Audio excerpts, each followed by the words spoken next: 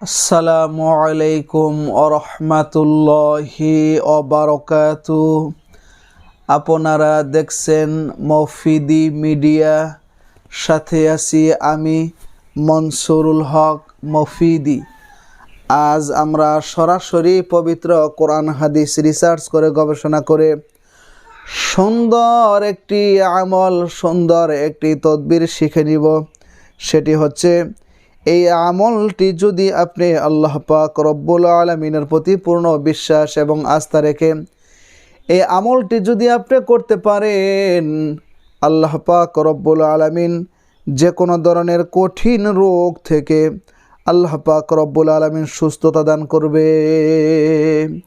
যত কঠিন রোগই থাকুক না কেন, ঠিক আছে, যে রোগ ডাক্তারি চিকিৎসা করতে করতে আপনি ফেল হয়ে গেছেন, ডাক্তার এই রোগের কোনো চিকিৎসা দিতে পারতেছে না, সুস্থ হচ্ছে না, তো এই আমলটি আপনি আল্লাহ পাক রব্বুল আলামিনের প্রতি পূর্ণ বিশ্বাস এবং আস্থা রেখে করেন, হ্যাঁ, ইনশাল্লাহ আল্লাহ পাক রব্বুল আলামিন তাকে অবশ্যই সুস্থতা দান করবে, ঠিক আছে।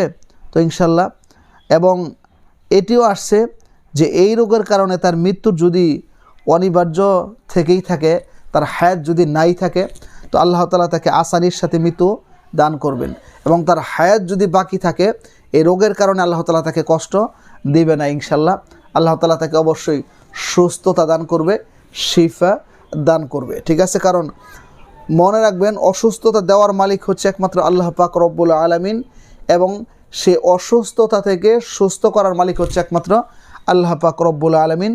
আল্লাহ ছাড়া বান্দার এই কঠিন রোগের কেউ শিফা, কেউ সুস্থতা দান করতে পারে না, ঠিক আছে। তো আসুন আমলটি আমরা কিভাবে করব সেটি আমরা জেনে নিচ্ছি। তার আগে আমি আপনাদের কাছে বলছি, আপনারা যে কোনো বিষয় শিখতে, জানতে, বুঝতে, যে কোনো বিষয়ের তদবির করাতে, যে কোনো বিষয়ের কাজ করাতে, বিশ্বের যে কোনো প্রান্ত থেকে ভাই হিসাবে এবং বন্ধু হিসাবে সরাসরি আমার সাথে মোবাইল ফোনে কিংবা ইমোতে হোয়াটসঅ্যাপে যুক্ত হয়ে মনের কথাটা আমাকে জানাতে পারেন, ঠিক আছে। যেরকম কেউ যদি কোনো জিনের রোগীতে আক্রান্ত থাকেন, চালানি জিন বা খারাপ জিনের সমস্যা, বা বিবাহে বাধা, বা এই স্বামী স্ত্রীর মধ্যে অমিল, বা সত্যিকারের কাউকে পছন্দ করেছেন বিবাহের জন্য সেটা হচ্ছে না, বা আপনার সংসারের মধ্যে কোনো অশান্তি, বা ব্যক্তিগত জীবনে আপনি ব্ল্যাক ম্যাজিকের শিকার, কালো জাদুতে শিকার, তো আপনার ব্যবসা বাণিজ্যের সমস্যা, ব্যবসা বাণিজ্য উন্নতি হচ্ছে না, তো এই ধরনের যত সমস্যা রয়েছে, সকল সমস্যা আল্লাহ পাক রব্বুল আলামিন সমস্যার সঠিক সমাধান কিন্তু আল্লাহ তাআলা তার পবিত্র কোরআনুল কারীমের মধ্যে রেখে দিয়েছেন, ঠিক আছে। সুতরাং আমি যেহেতু এই লাইনে তদবিরের কাজ করি দীর্ঘদিন যাবৎ, অনেক দিনই ভাই বোনেরা বিশ্বের অনেক জায়গা থেকে আমার সাথে মোবাইল ফোনে কথা বলেন বা সাক্ষাতে আসেন, তো তারা তদবির নিচ্ছেন। এটা আমার কোনো কিছু না, এটা সরাসরি কোরআনুল কারীমের মুআজিজা, কোরআনুল কারীমের বরকত। তো কোরআন থেকে আমল করলে, কোরআন থেকে তদবির করলে আপনারা যে তাড়াতাড়ি ভালো ফলাফল পাবেন, বিশ্বের অন্য কোনো জায়গা থেকে সেই ফলাফল পাবেন না, ঠিক আছে। তো আপনারা যোগাযোগ করতে পারেন বিশ্বের যে কোনো প্রান্ত থেকে সরাসরি আমার সাথে। আমার মোবাইল নাম্বারটি হচ্ছে 01725357513। আমার এই একটি মাত্র নাম্বার, আপাতত আর দ্বিতীয় কোনো নাম্বার নেই, এর সাথে ইমো হোয়াটসঅ্যাপ দুইটাই যুক্ত করা আছে, ঠিক আছে। তো আসুন আমরা এই আমলটি কিভাবে করব, কখন করব, এটি হচ্ছে মূলত জানার বিষয়। সেটি হচ্ছে, আপনার কোনো আপনজন, আপনার কোনো নিকটস্থ কেউ যদি কঠিন রোগে যদি আক্রান্ত থাকে, একদম কঠিন রোগ, যে রোগ ভালোই হচ্ছে না, ঠিক আছে, এরকম কঠিন রোগ যদি থাকে, আপনি প্রথমে সুন্দর করে অজু করবেন, অজু করে পবিত্র হবেন। পবিত্র হয়ে এই আমলটি আপনাকে করতে হবে ফজরের সুন্নত এবং ফরজের মধ্যবর্তী সময়ে। তার মানে আগে ফজরের নামাজ আছে না, ফজরের নামাজের 2 রাকাত সুন্নত নামাজ আপনি পড়বেন, ঠিক আছে। পড়ার পরে, তো ফরজ এখন পড়েন নাই, ফরজটা বাদ রাখবেন, ঠিক আছে, বাদ রেখে আগে আমলটি করে পরে ফরজটা পড়বেন, ঠিক আছে।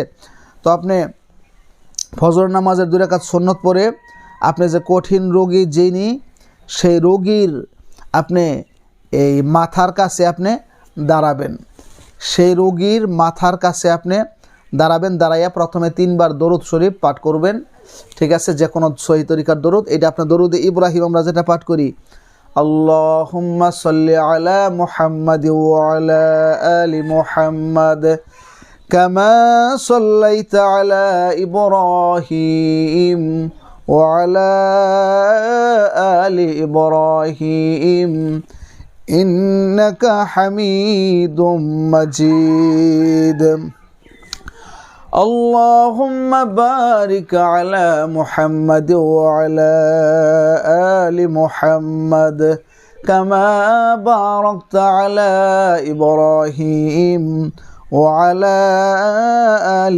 إبراهيم إنك حميد مجيد আপনি এইভাবে সুন্দর করে 3 বার করে দরুদ শরীফ পাঠ করবেন।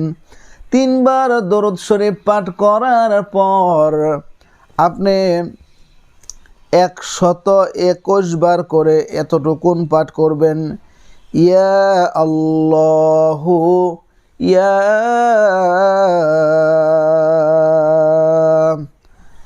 ইয়া আল্লাহু ইয়া রহমানু ইয়া আল্লাহু ইয়া রহমানু, হ্যাঁ, ইয়া আল্লাহু ইয়া রহমানু ইয়া আল্লাহু ইয়া রহমানু ইয়া আল্লাহু ইয়া রহমানু ইয়া আল্লাহু ইয়া রহমানু, এতটুকুন শব্দ আপনি 121 বার করে পাঠ করবেন। 121 বার করে পাঠ করবেন, ঠিক আছে? পাঠ করে শেষে আবার 3 বার দরুদ শরীফ পাঠ করে আপনি রোগীর উপরে 3টা দম করবেন। অনেকে দম বোঝেন না, ফু ফু ফু ফু 3টা ফু দিয়ে দিবেন, ঠিক আছে? এবং এই একটু পানির মধ্যে ফু দিয়ে এই পানিটা রোগীকে কয়েকদিন 7 দিন পর্যন্ত ইনশাল্লাহ সকাল সন্ধ্যা পান করাই দিয়েন আল্লাহর রহমতে ইনশাল্লাহ, ঠিক আছে? তো ইনশাল্লাহ আল্লাহ পাক রব্বুল আলামিনের রহমতে তার রোগ যত কঠিন হোক, যত ভয়ঙ্কর হোক, 7 দিনের মধ্যে আল্লাহ পাক রব্বুল আলামিন তাকে শিফা দান করে দিবে। আল্লাহ পাক রব্বুল আলামিন তাকে সুস্থতা দান করে দিবে, ঠিক আছে?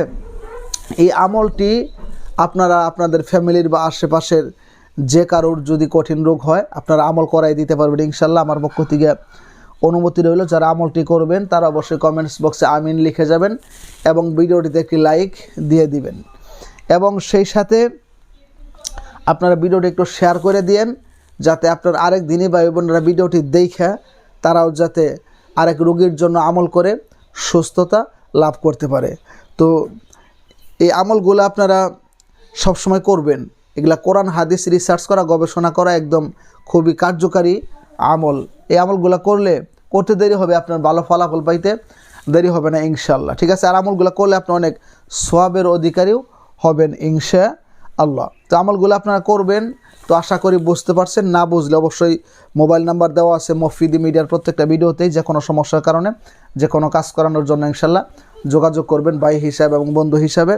তো আজকের মতো এই পর্যন্তই। যারা আমলটি করবেন তারা অবশ্যই কমেন্টস বক্সে আমিন লিখবেন, ভিডিওটিতে একটি লাইক দিয়ে দিবেন এবং মতামত জানাতে পারেন কমেন্টস বক্সেও এবং মোবাইল ফোনে কথা বলেও। তো যারা এরকম কঠিন রোগের মধ্যে আক্রান্ত আছেন, আল্লাহ পাক রব্বুল আলামিন আপনাদেরকে সুস্থতা দান করুক। এই পবিত্র কোরআনুল কারিমের ওসিলায় আল্লাহ তাআলা আপনাদেরকে শিফা দান করুক।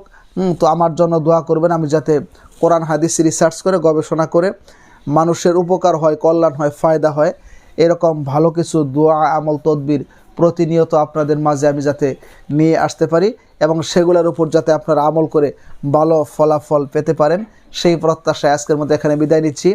আসসালামু আলাইকুম ওয়া রাহমাতুল্লাহি ওয়া বারাকাতুহু।